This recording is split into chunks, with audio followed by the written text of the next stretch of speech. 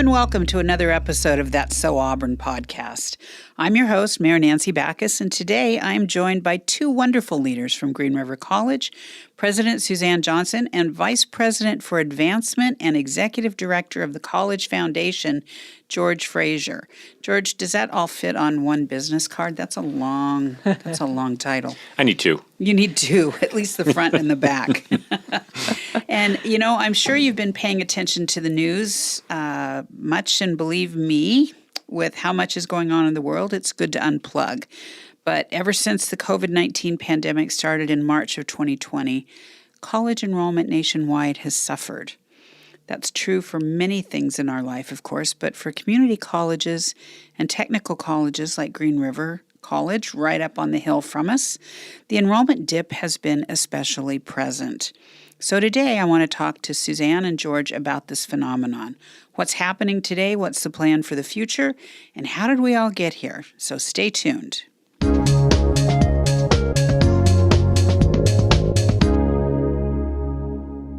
Hello, Suzanne and George.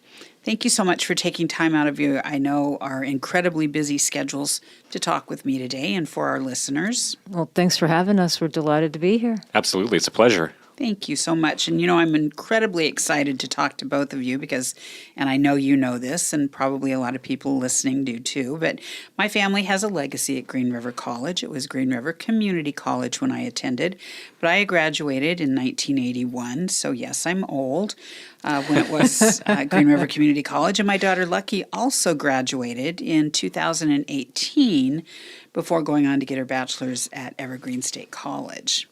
So I am very proud to say go Gators. Wonderful. Yes, and am really proud of the education that I received at Green River. You know, I had some friends, and I'm not going to knock attending a four-year college right away because for some people that's the perfect thing to do. Mm-hmm. But Green River College is a wonderful way for students, high school students, to transition from a smaller classroom of maybe 30, 35 students up to Green River College, where I think the class size is very similar. Mm-hmm. And you have that more specialized, more focused attention from your professors. And you are not overwhelmed by sitting in a large auditorium. So I just... And a lot of times you're getting your basic education out of the way, and what better way to do that than at a college close to home? I am proud to say that both I and my daughter graduated debt-free, and a lot of that has to do with the fact that college, local college, community college, technical colleges are far more they're easier for people to be able to afford. And, of course, there are always scholarships available for those who need them. So I am just really proud that I am an alum of Green River College, and I tell people all the time. So I'm going to ask you some questions. So I want to start with you, Suzanne. You joined Green River College as president in 2017. Correct. And before that, you were at Suffolk County Community College in Long Island, New York. Yes. That is about as geographically far away as you're going to get. So tell us what brought you to Green River and to Auburn. Well, I think this is probably an interesting comparison going coast to coast. As it turns out, about 3 years before I came here, I had an opportunity to be in Portland, Oregon. And I had a one-year appointment as an interim campus president at Portland Community College. And this happened in my career shifting, which probably touches on some of the things that you're talking about in terms of the wonderfulness of community colleges, which I know we'll get into a bit later. But I had, in terms of my education and professional career, spent my entire career in private liberal arts colleges, four-year institutions. And I had a birthday, and I've always told the story, and you know the listeners will hopefully chuckle at this. I had a birthday. The last number was a 0, and the first number was not a 2, 3, 6, or 7, or 4. And you sit there and you think about, what am I going to do for the rest of my life? Yes. Right? And I wanted to go further into my professional career in a way that I could see that I was making as big an impact or big a difference as possible. And community colleges are at the crossroads of many issues that are pressing now in terms of higher education. So this opportunity came out of the blue to me about leaving a four-year private liberal arts college and going into community colleges. So I had fallen in love in Portland. I'd fallen in love with the Pacific Northwest. But then I returned to New York, but to a community college. So the success of transitioning into a community college sector certainly paid off. And that's what I thought I was going to do for the rest of my career. Someone who knew me when I was in Portland learned of Green River College, and they knew that Green River College was going to be having some leadership transition. And they reached out to me and they said, you should look at this college because I think what they are doing and what they have there might be a good fit for you. And I crazily was chosen as their next president in 2017. So I got here because I fell in love with the Pacific Northwest, and then somebody clued me into this college in Washington that was needing a new president.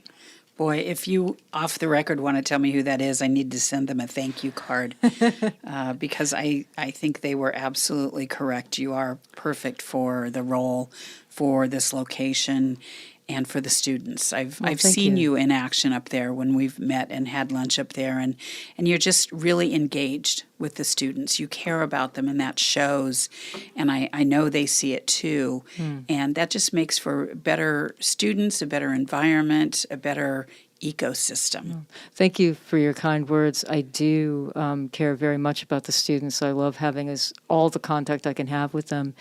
And Green River represents, as you shared with your own experiences, being a student there and with your daughter as well.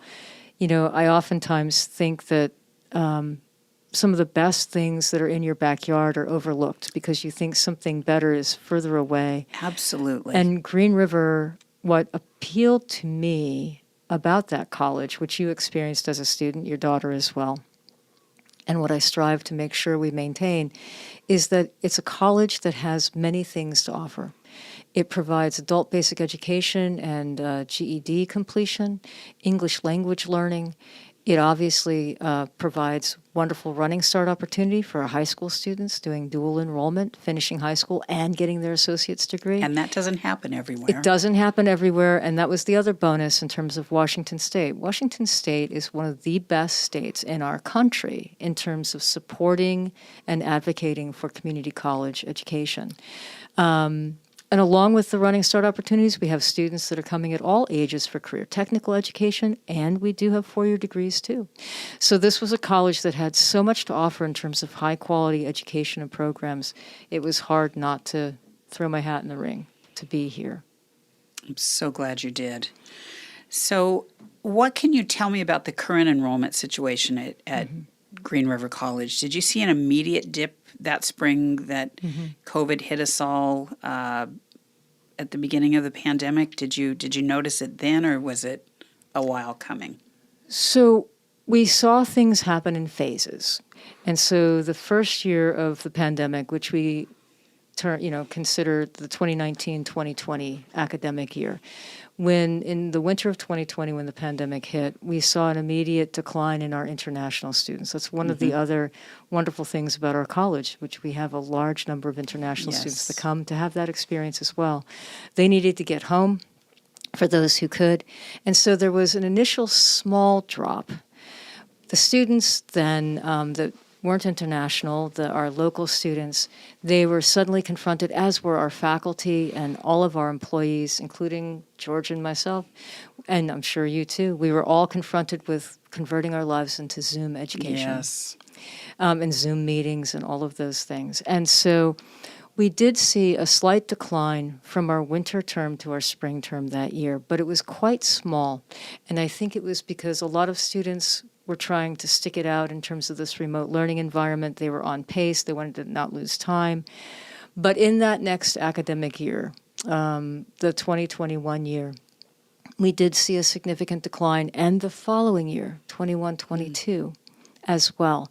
And we stopped the loss last academic year, 22 and 23. And we leveled off, and we started to see some small inclines before the academic year that just ended last year. This year we have a tremendous upsurge. So our declines are over, and we're recovering, and we can talk more later in terms of other questions you might have. But our loss was in different phases. Similar to many other schools, not as bad as some, worse as compared to others. Our four-year neighbors did not have as much student loss, but our student populations are different. So do you think that's the reason then? Because I have read that some of the higher ed institutions like Ivy Leagues or University of Washington didn't see any change or any significant change. So you said it's a different type of student. How so? So I would first want to say most institutions, whether they were community colleges or four-year institutions, did see some decline. It was more pronounced for community colleges. I think a lot of that has to do with the fact that although there are students from all different economic backgrounds that attend all kinds of institutions, as a rule, students who are going to, say, the University of Washington or Washington State University, they typically have a different family set of circumstances. Okay. They may not be independently financing their education. Their families may be more economically stable, where they could easily just plop into their bedroom at home. They might be coming from families with more physical space. They might not be in a family where there's 4 people sharing one computer. So all of those are examples of talking about the economic differences, the economic background differences that you might see at a four-year institution as compared to a community college. Now, having said that, many students that come to community colleges are from the middle class and above, and what they're doing is being savvy consumers. They're getting high-quality education at a fraction of the cost that it would take, to go to another institution. So although our tuitions are less, they're not receiving a lesser education. But because we are an open access institution, right, community colleges are open to all students, no matter what their economic backgrounds, no matter what their academic success or lower success might have been in terms of high school or other educational times. We accept all students. And what that means then is we have a higher proportion of students that are having more economic fragility, more familial stressors. So there are many students that are in poverty. There are many students that are coming to us that are already married with children. They might be juggling 2 jobs or more. And we do have our Running Start students that are coming from our high schools with, many of those families are economically stable and so on. So because we had so many students that come from these varied backgrounds, there was more fragility, and I think many of them had to make some hard decisions in terms of what they could handle. Many of them stopped out for work pressures. Many of them stopped out because they're parents, and now their kids were at home, needing their own schooling. So I think there are many variables that affect the students that come to community colleges, more so than in the colleges and universities. That makes good sense. And so talking generally about community colleges, I know that you both care deeply about the benefits to the communities like Auburn, but I think our listeners would be interested in hearing in your own words what makes community colleges special. So George, I'm going to throw that one to you because I know I've heard the passion that you have for community college and Green River specifically, but not everybody that's going to be listening to this has heard or knows your passion. So please share. One of the great things about Green River is it's our job to be a student-ready college versus the students being ready for us. And as you think about that, it's perfectly appropriate for a student to go to WSU or the University of Washington and for their professors to expect them on day one to be ready to do college-level work. Many of our students come to us ready to do college-level work, and some are coming back after a long period of absence from the classroom. And it's our job to make sure that when a student comes onto our campus, the services and connection and belonging is there on day one, so that they feel like they're connected to Green River, and we're putting the right, I guess I'll say, we put the right box underneath the student, so to speak, as they come to Green River. So that's our mission. I love that. And I really enjoy coming to work every day and being part of that mission, along with some amazing faculty and classified staff and all the other folks out there at Green River who work so hard every day to make sure that we're ready for the student. I love that. And I know during COVID, there were challenges. We weren't all ready to be remote, right? We had the challenge. We were just talking today at our directors meeting, our director of IT, it was his 5-year anniversary. And we were going over the highlights of these last 5 years. And I said, one of the things that was amazing is he had ordered all of these surfaces to replace desktop units. And they came in like late February. And so I'm going to say that he had some foresight and knew what was coming, although not the not the extravagance of what was coming. But we were able to be remote within a few days. Right? We announced. I declared the emergency on, I think it was March 10th. And within 10 days, we had people on Teams meetings and Zoom meetings, and they had all of their equipment at home ready to use. And you had to do the same thing, right? Were Right. you ready to be mobile like that? Not even close. And the timing of the impending shutdown, and I will never forget this moment. I'm sure you had some as well. We got word that the governor was going to do the emergency declaration. We were already hearing UW was moving to the closure. And I remember calling the executive team, President's Cabinet, together and saying, we're going to be shut down. This was toward the end of whatever that particular week was. And I said, we're going to have about a day or two and a weekend to convert everything that we're doing into some remote mode. And we were about 2 weeks away from finishing our winter term. Oh, my goodness. And we knew enough at that point. I actually was home, sort of under the weather. It turned out to be just a cold, but because we were all kind of getting heightened, alerted, to this, I was remote myself, and I was in the being zoomed into the boardroom, and the exec team was there. And I remember saying, we need the leadership from our unions and from the faculty. We need them. I need them in the boardroom now. We all amassed, and I said, here's what's going to happen. And I explained what was occurring, and the governor was about to, declare an emergency, and we were going to be shut down. And I said, we need to finish out this winter term and convert everything we're doing from in-person to remote. I have no idea how we're going to get there, and I need your help to work this problem. And we were in this meeting for I don't know how many hours, but the union leadership of our classified staff and our faculty and the faculty leadership as well all started brainstorming, and that next week, within a day or two, we had found ways to finish out all the courses for the students and convert it to Zoom.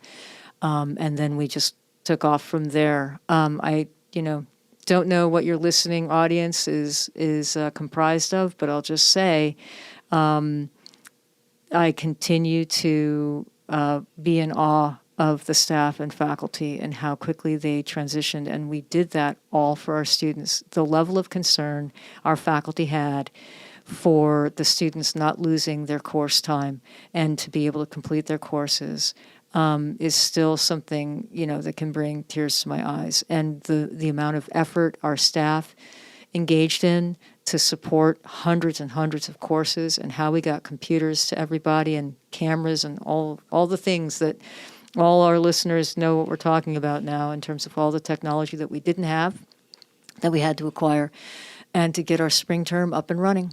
in a seamless way was just remarkable. It was pretty interesting too, because our student affairs team also had to figure out how we're going to provide services remotely, and they put together these Zoom lobbies, which were absolutely amazing. So a student could get onto our website, find the Zoom lobby for that department, and they could set a meeting up with that either counselor or whatever service in real time that day.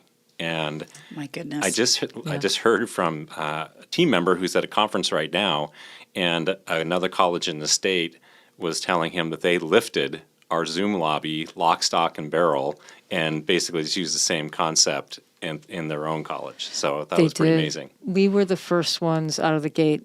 Don't want to, brag too much, but Do here's it. an opportunity. Brag. We were the first ones out of the gate to create these virtual lobbies, and it was a brainchild of a number of our younger generation staff, I'll just say.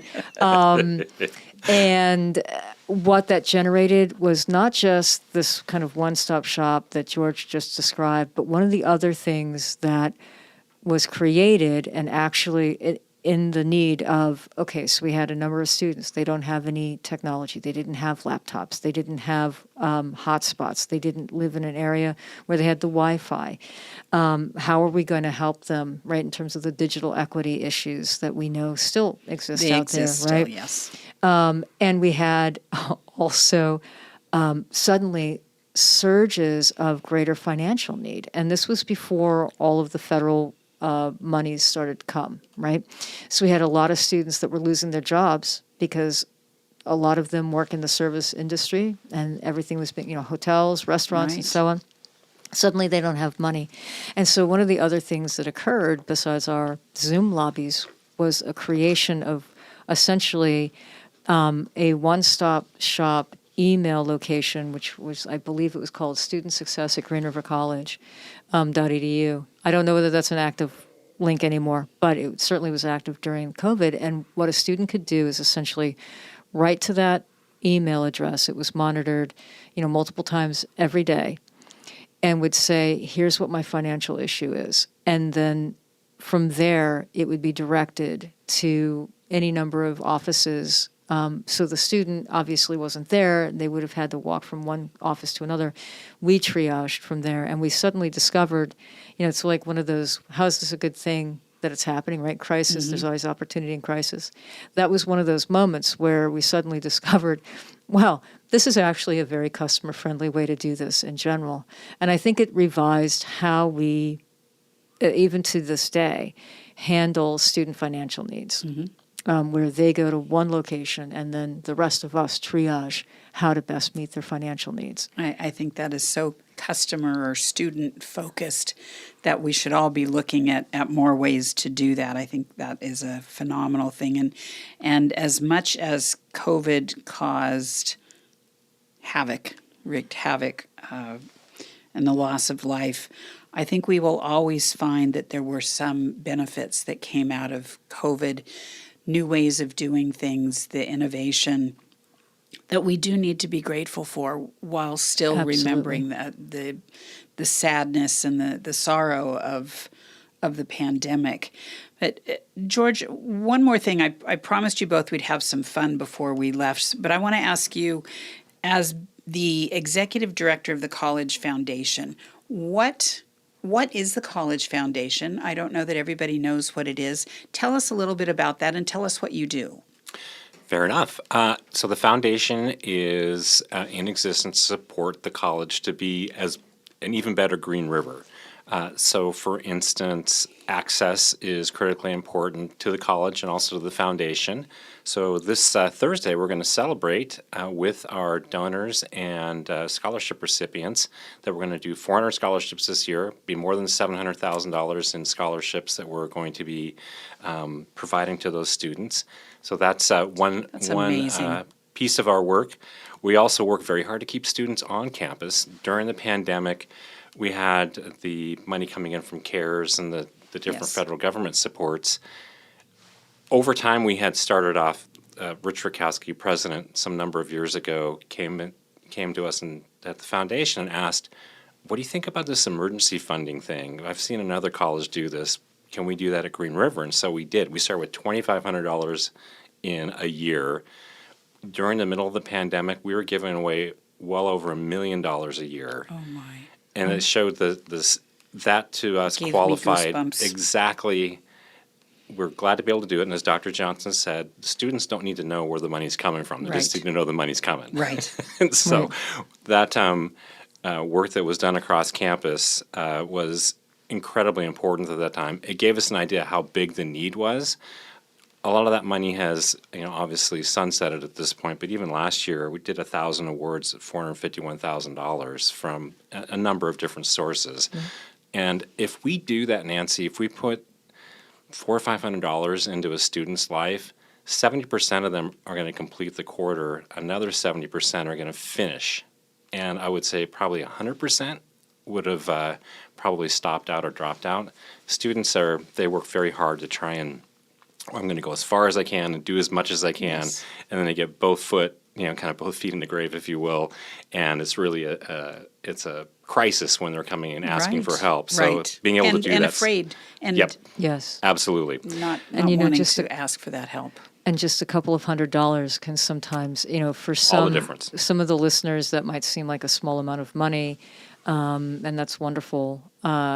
And at the same time, for some of our students, a couple of $100 makes the difference between staying in school and not being able to get their car repaired to be able to get to school, or not being able to make rent. Yes. And now they're homeless, or not being able to eat. And you can't learn when you're hungry. You cannot.